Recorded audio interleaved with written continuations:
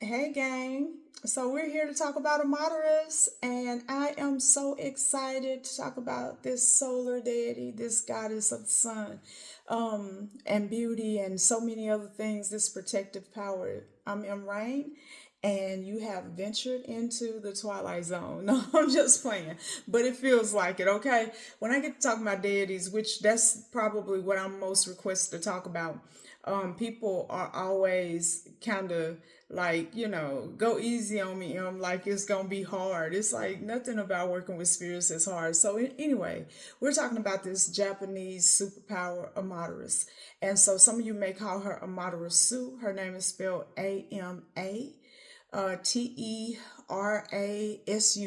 Okay, I wasn't looking, so I had to think about it. I had to be in my head for a minute.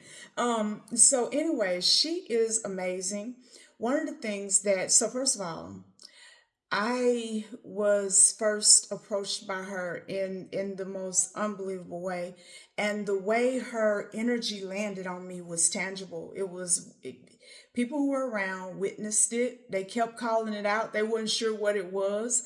But when you wear a spirit, and or if a spirit decides to ride you, as they say, it leaves noticeable traces, okay? And so I had not called her. She called me, I guess, because that's how we came together.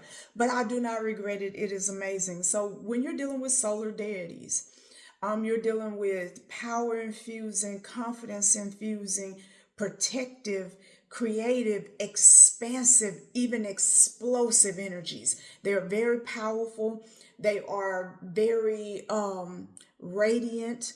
They typically like to be acknowledged in public. They typically enjoy wide, expansive, beautiful spaces to occupy.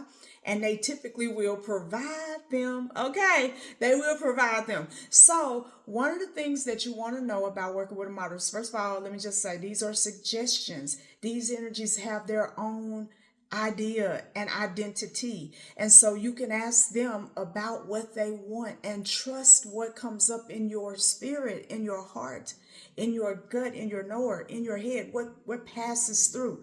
So a moderate, I like working with her with orange, yellows, and reds. Okay. That has been how I've seen her since the beginning, and that's how it has stayed. Sometimes there are times where I have set up all white ritual spaces for her because of a purification, this burning away. I was asking for a burning away of old paradigms, things that kept me stuck, things that had me believing that I wasn't enough, or had me wanting to shrink when I go into certain rooms. And believe it or not, I still deal with that. People think that money is everything. It is not. Money, you can get $10 million. It is not going to not just immediately change your persona. It may change how you act, but it doesn't change how you feel or what's real for you.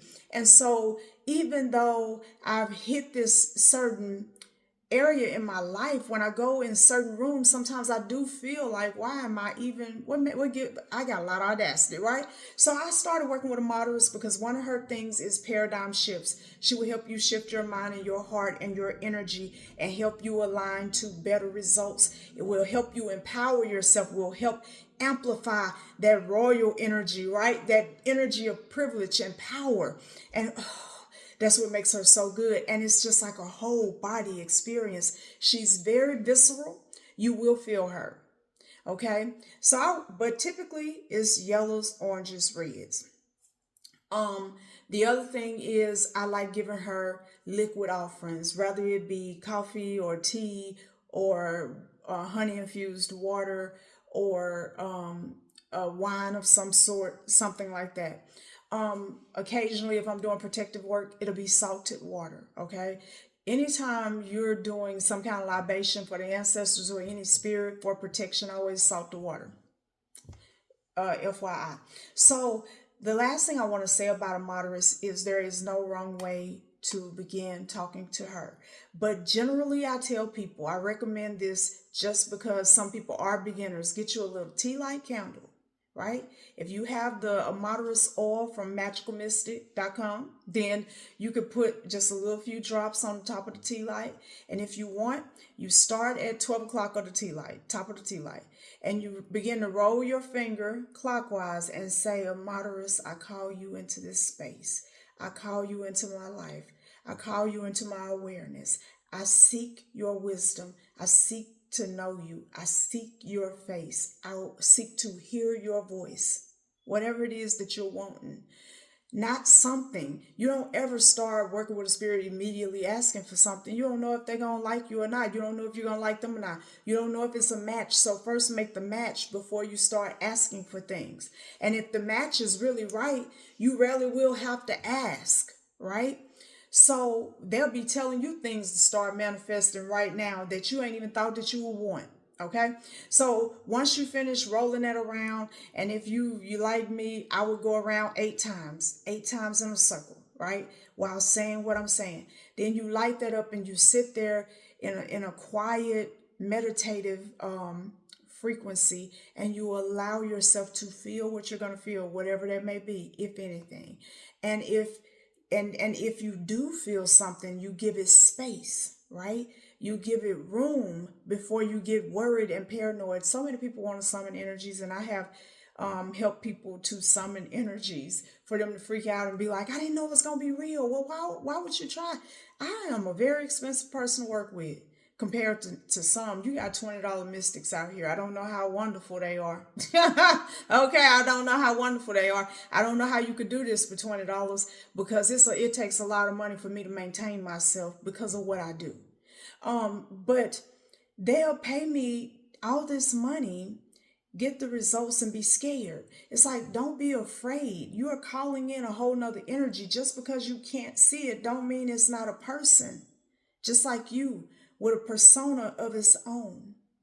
And as it comes to personas, there is none you're probably going to love more than Amaterasu. I love her. I adore her. Sometimes I sing to her. Sometimes I play frequencies to her. I have set spaces to her. Sometimes I invoke her. And I cannot think of a single bad thing or warning to give you guys. And I'm being honest because you guys know, if you've watched my YouTube channels and we've talked about different spirits, you know that if there's a warning, I'm going to be the one to give it to you. With her, there's not a single one other than the fact that, she is sometimes slow to answer. So I guess if there is a warning, the warning would be, if at first you don't succeed, try again. Okay. Thank you for listening, and I look forward to serving you guys again soon. Get your tools at magicalmystic.com, MAGICKAL, mystic.com, or your classes at divinityacademy.com. Talk to you soon.